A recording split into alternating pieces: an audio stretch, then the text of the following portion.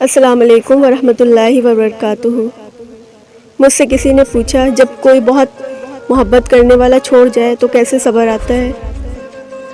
پہلی بات تو یہ ہے کہ جو اپنا ہوتا ہے وہ کبھی چھوڑ کر نہیں جاتا، اور جو چھوڑ کر جاتے ہیں وہ اپنے نہیں ہوتے۔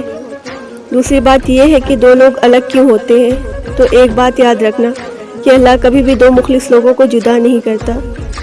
جدا تب کرتا ہے جب دونوں میں سے ایک منافق ہوتا ہے۔ اللہ کبھی بھی مخلص کو منافق کے ساتھ نہیں جوڑتا۔ اور میں بتاؤں، رشتے تو منافق کون ہوتا؟ وہ جس کی ترجیحات بدل جائیں، جس کی زندگی میں کسی کی محبت کو پرکھنے کا معیار صرف خوبصورتی ہو اور اسٹیٹس رہ جائے۔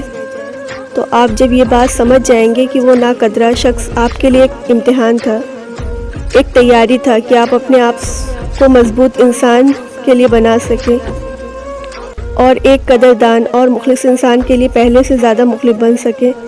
یہی بات صبر آنے کی، تو صبر کرنا اور صبر آنا دو الگ چیزیں ہیں۔ صبر وقت کے ساتھ ساتھ آ تو سب کو ہی جاتا ہے، پر کرتا کوئی کوئی، اور جو صبر کرتے ہیں وہی پھر اللہ کے محبوب بن جاتے ہیں۔